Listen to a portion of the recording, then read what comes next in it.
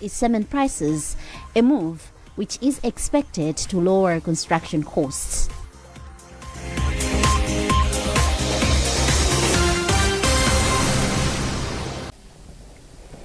Thank you for joining us. Now the news in detail. Malawi and Britain agreed to further strengthen their long-standing partnership in various areas of development, including green energy, climate change mitigation, mining and economic stability.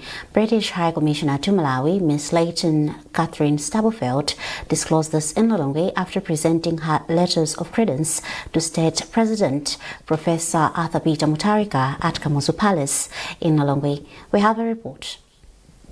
Ms. Stubblefield previously served as Deputy High Commissioner to Kenya and headed the UK Office for Conflict Stabilization and Mediation with postings across Malawi, Mozambique and Bangladesh. 2 decades later, she has returned to Malawi in a new capacity, this time as the United Kingdom's High Commissioner to the Republic of Malawi, serving on residential basis. Before presenting her credentials, Ms. Stubblefield inspected a guard of honor at Kamuzu Palace. Speaking to the media after her meeting with President Mutharika, the British High Commissioner reaffirmed the UK's commitment to supporting the government of Malawi in creating an environment that attracts investment. She emphasized the importance of economic stability and sustainable inclusive development. There are some shifts in that, so moving from investor to donor, but also looking for shared cooperation around issues on migration and on climate change, and as you say, on investment, as well as shared cultural partnerships. So actually I discussed that with the President, and I was saying, what is different, not only in terms of the UK government's approach, but also from my experience of being here 20 years ago, is the genuine opportunities in economic development around sectors like mining and green energy, and the UK are already working with the government of Malawi on these, but also with British companies and encouraging British companies to come and invest. So we talked a bit about macro fiscal stability and how to create that encouraging business environment, and I hope that that will be something that we can go from strength to strength on going forward. Recently, President Professor Arthur Peter Mutharika underscored the need for robust measures to ensure Malawi fully benefits from its mining sector. The President called for stricter controls to curb illegal mining and minerals exports while promoting local value addition and processing to enhance national economic gains. Yamigani Simutowe, MBC Lilongwe. President Arthur Peter Mutharika has appointed Maria Ndasowa Mainja as presidential advisor on safe motherhood. According to a statement from the Chief Secretary, the appointment is effective with immediate effect. Still with the President, Professor Mutharika won the September 16 election by positioning himself as a leader capable of addressing numerous challenges that Malawi is facing. President Mutharika singled out 4 Fs, namely fertilizer, fuel, food and forex, as key priority areas that needed his immediate attention. As President Mutharika clocks 100 days in office, our reporter Chisomo Brek examines how the President has dealt with one of the key concerns that farmers across the country faced, the scarcity of fertilizer. Madaliso Kasanga, 54, from Cholo, is a happy man after successfully planting maize and groundnuts on his farm. Kasanga nearly stopped farming following a sharp rise in the price of fertilizer and seeds on the local market last October. It was painful to us because we knew that we could not afford the high price of fertilizer. Kasanga is among the smallholder farmers in Malawi who stepped into the 2025-2026 farming season with a sense of hopelessness and uncertainty. With the onset of the rainy season, their nervousness about accessing fertilizer, the crucial input for their farming, grew thicker, as explained by one Judith Bwemba from Chilazuru. We were very worried because we did not know where the fertilizer would come from. Fertilizer was very expensive. We could not manage to afford the fertilizer at 145,000 kwacha. Nsanje-based farmer, not only the rising cost of the fertilizer induced panic, but also its unavailability on the market was a thorn in the flesh of several farmers. We were very much concerned about high prices and scarcity of fertilizer. According to the Fertilizer Association of Malawi, by September last year, fertilizer suppliers had yet to stock their warehouses and had low volumes. At the heart of these uncertainties were revelations that the country had only 284,659 metric tons, far below the minimum annual requirement of 450,000 metric tons. As if these worries were not enough, the future of the government's subsidized farm input program remained uncertain. This was the case due to the 16th September election, as farmers remained unsure about who would form the next government. No wonder, on 4th October, the day he was sworn in, President Professor Arthur Peter Mutharika had urgent issues on his desk to address. Top amongst them was the rising fertilizer prices and their unavailability on the local market due to foreign currency limitations. Despite being in government for less than a month, President Mutharika allayed fertilizer scarcity fears when he announced the reintroduction of the Farm Input Subsidy Program during the national address in Parliament. Mr. Speaker, sir, my administration will reintroduce Farm Input Subsidy Program first this farming season, which will be launched in the second week of November 2025. This program will benefit 1.1 million households, each accessing two 50 kg bags plus a 5 kg pack of seed of their choice. The beneficiaries will be paying only 10,000 per bag. According to the Minister of Agriculture, Rosa Mbirizi, 46% of the targeted farmers have redeemed their input under FISIP. As we are here, we have fertilizer being delivered in all districts of this country.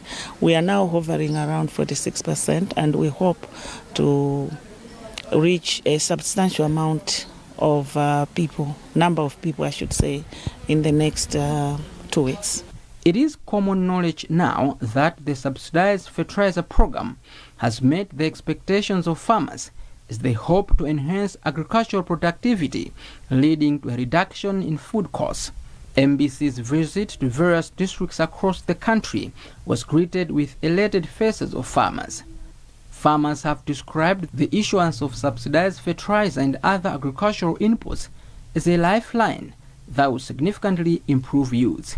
We are delighted and thankful, and we ask the President to continue with the program. We cannot lie that we did not access fertilizer. We are grateful to our President. When we heard that the President has reduced the price, we were happy, and we knew that we were going to access it. The President's long-term plan is to scale down fertilizer imports and encourage local production to shield farmers from volatile global prices. As President Arthur Peter Mutharika marks 100 days in office, the testimonies from the local farmers suggest that his administration's approach to the availability of fertilizer is off to a good start and that the ship is sailing in the right direction. This was a promise made, and it is being delivered bit by bit. Chisomo Break, MBC News, Blantyre. In this report, Main Tumotsi is analyzing the President's journey in dealing with the problem of shortage of forex. At the time President Professor Arthur Peter Mutharika took over the reins of power as Malawi's 7th president, the nation was in a deep economic crisis. Between the year 2021 and 2024, inflation rate averaged 25% and increased to 34.2% in the first 3 months of the year 2025. The policy rate was standing at 26% from 12% in 2020. The country's official forex reserves were at their lowest in 10 years. Prices of goods and services were skyrocketing. Fuel queues were piling as reserves ran dry. The number of people facing acute hunger kept growing, and the economic environment had negatively affected businesses, and this led to many leading firms laying off workers and even stopping investing in new capacity. Exports almost stopped, and the country was in dire need of foreign exchange. One of the key strategies for President Mutharika's economic plan was first to appoint a lean cabinet and later introduce austerity measures on 6th November 2025. According to Minister of Finance, Economic Planning and Decentralization, Joseph Mwanamveka, external travel by public officers had to be reduced forthwith in order to control the drain of foreign exchange reserves. The President wants to make sure that we need to restore this economy. We want to see stability. We want to see economic growth.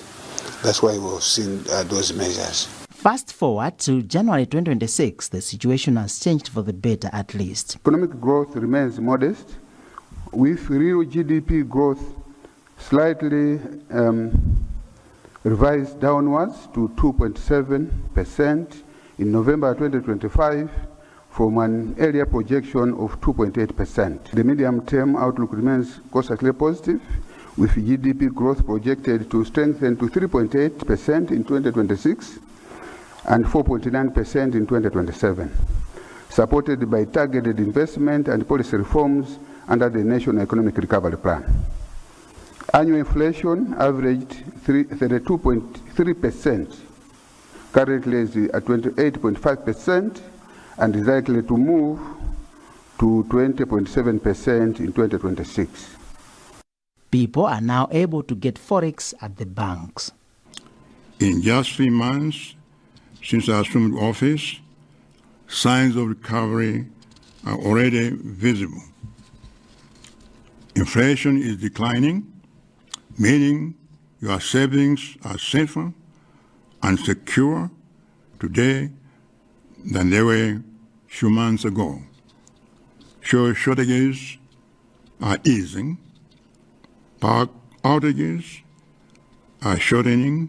Companies which were about to close due to lack of forex now have their confidence back. For instance, Chimwemwe Josiah, who is managing director for Renaissance Seeds, a local seed manufacturing company, says his company has managed to import raw materials and distribute seeds in time to farmers due to availability of forex and fuel. We are able to timely distribute the seed to our customers because when you go to the filling station, fuel has been there. And additionally, you may recall that we also use a lot of chemicals that we are importing from outside the country to manufacture our seed.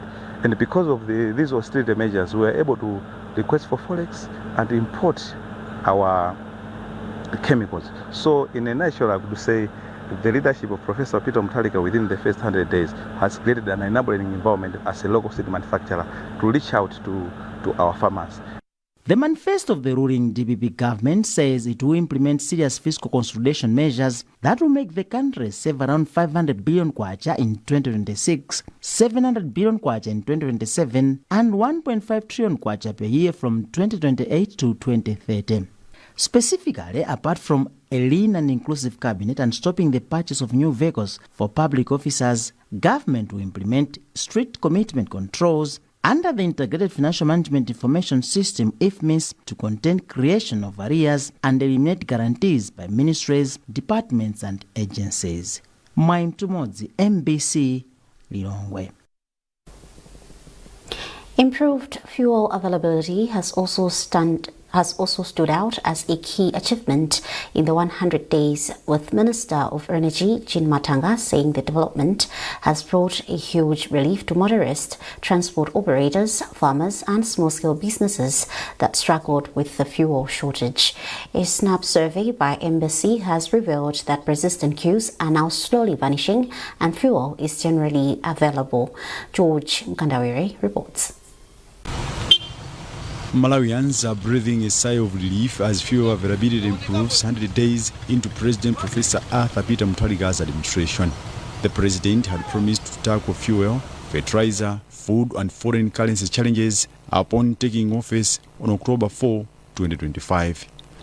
Government officials attribute the improvement to key policy actions, including strengthened engagement with fuel importers and improved coordination with regulatory bodies. Minister of Energy Jean Matanga, in her ministerial statement last year, said the administration prioritized fuel availability due to its impact on the economy. Among others, he revealed that Malawi will revert to open tender procurement system to enhance transparency, with security forces deployed to curb hoarding and smuggling. In major cities and district centers, filling stations are operating more consistently with reduced queues. Public transport operators say the improvement has stabilized fares and reduced operational uncertainties. Kondwani Kalua, a taxi driver in Kalonga, said now they are happy that things have improved. Wayamba bajati makhala 3 days or 4 days by filling station koma kubwera popanda kumwa mafuta. Before, we could spend hours or even days without fuel. Now, even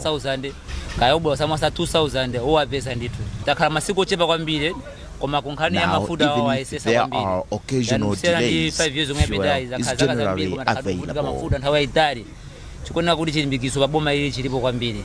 The fishing industry is also benefiting, with fishermen able to reach productive areas. We used to buy fuels at exorbitant prices, 20,000 per liter, 15,000 per liter.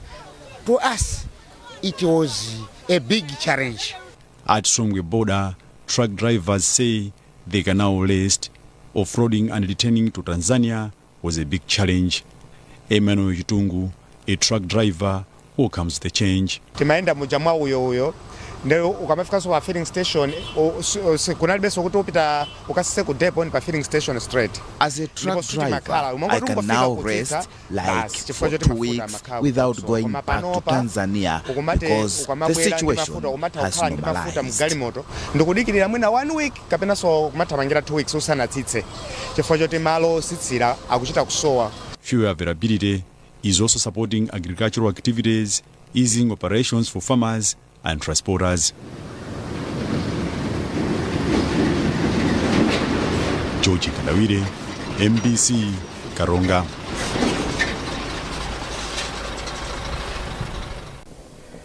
This is MBC News and you are with me, Evelis Jingambe. A reminder of our top stories. Malawi and Britain agreed to further strengthen their long-standing partnership in several areas of development. Malawians express satisfaction with the achievements of President Mutharika's administration in 100 days in office. And Portland Cement Limited revises downwards its cement prices, a move which is expected to lower construction costs.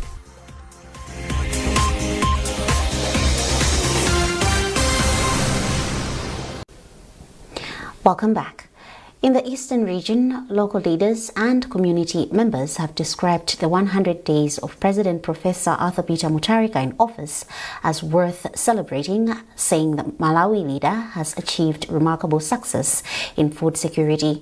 In a random interview with Embassy, most people described President Mutharika's 100 days as a journey of good leadership, vision and commitment to progress. From Mangoshi, Owen Mavola and Geoffrey Shinawa have filed this report. In 2025, Malawians made a decision to usher back into power Professor Arthur Peter Mutharika and the Democratic Progressive Party DPP through ballot on 16 September. For many of those who cast their vote, the decision was largely driven by the party's manifesto, which hinged on a number of key areas, including food and agriculture, to ensure that every household is food secure. After assuming power, President Professor Arthur Peter Mutharika repeatedly assured the nation that no one will die of hunger.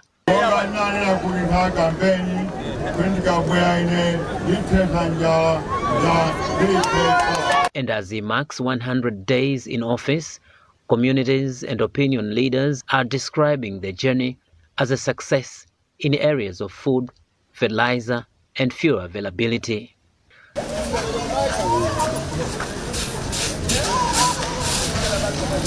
Maize vendors, for instance, say unlike in the past, there is steady flow of maize in Admark depots and other markets where people are able to access and afford the staple food in abundance.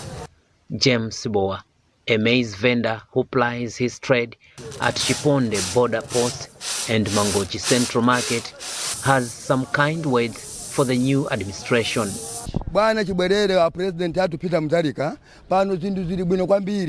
It's no secret that things are now better following the return of President Professor Arthur Peter Mutharika. In the past, we used to struggle to find maize to sell on the market, and when we found it, a lot of people could not afford to buy it. Yusuf Wisiki, a resident of Malombe who had just bought 3 bags of maize, recalls how once essential commodities like food became scarce in the past 5 years. Chigobambuyo mutimagula almost 10,000.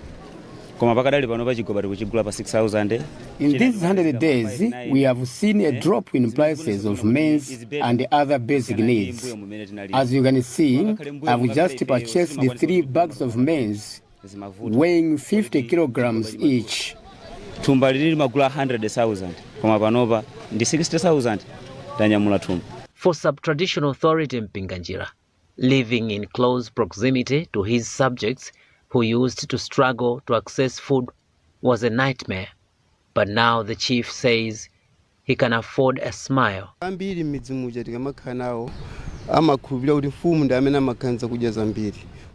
Unlike in the past when food was scarce and unaffordable, these days my subjects are not finding it hard to access maize.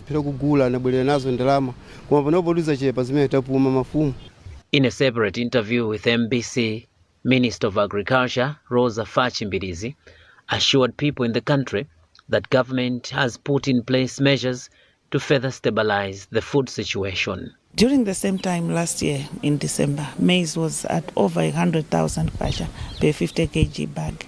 But this time around, maize is about 55,000, even 50,000 in other areas. So we have achieved a lot in terms of food security. So I really would like to commend and applaud the President for a job very well done. Food availability and stable prices is presented in Democratic Progressive Party DPP manifesto as part of a broader plan to stabilize the economy and improve living standards of Malawians at all levels. Owen Mavula, MBC, Mangochi.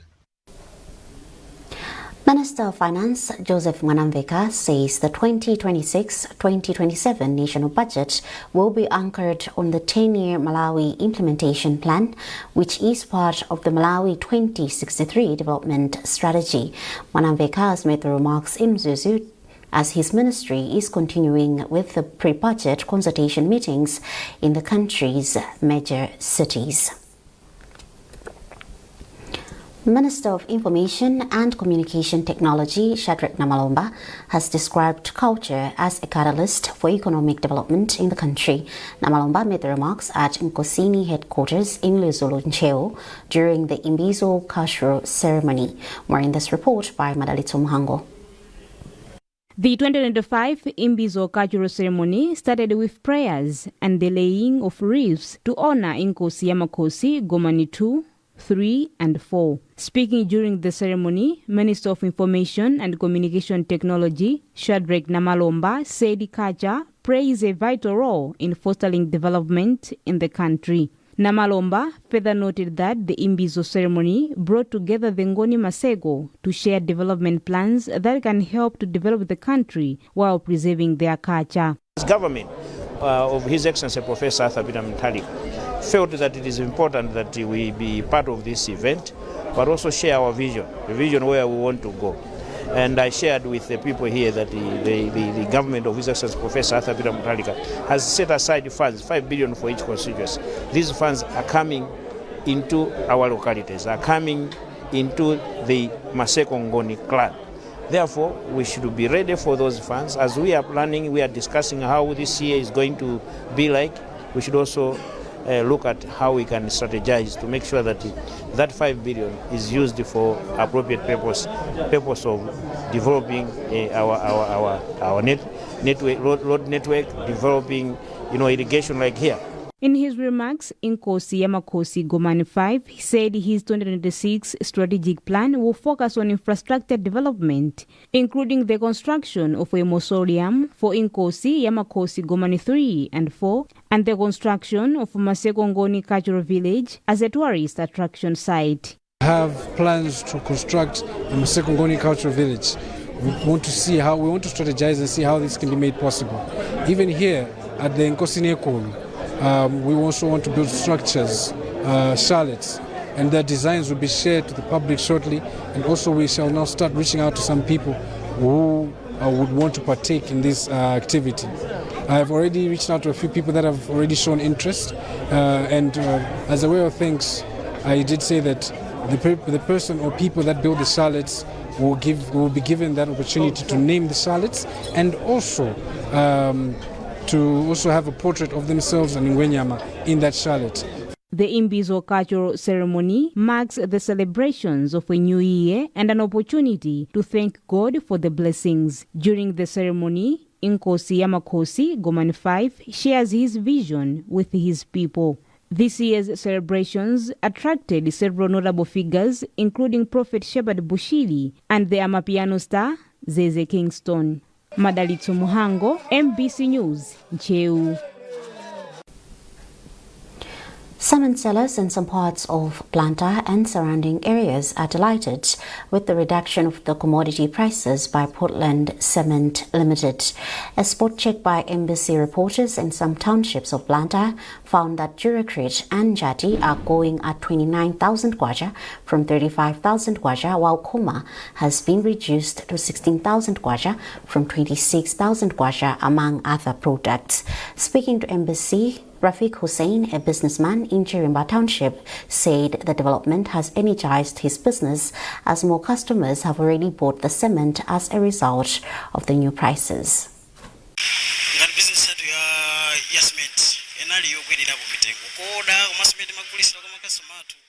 The prices of cement were so exorbitant. There is a huge difference in the way we are buying and selling cement these days. People are able to buy a lot of bags these days, which wasn't the case. Our customers could feel the pain when buying. Since you've asked me to talk about the past 100 days, all I can say is things have tremendously improved, and those buying cement, even those from the villages, are going home smiling because of the prices.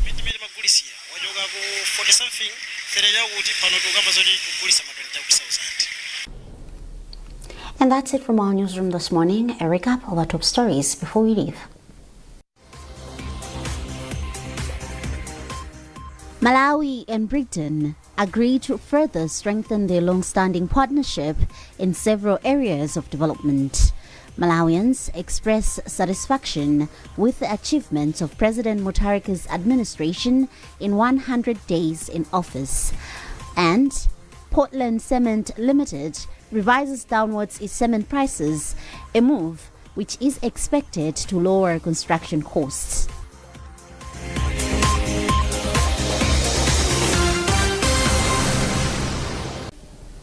Keep up to date with our news coverage on our digital platforms by scanning the QR code at the top right corner of your TV screen. You've been with me, Evelis Jingambe. Thanks for watching and good morning.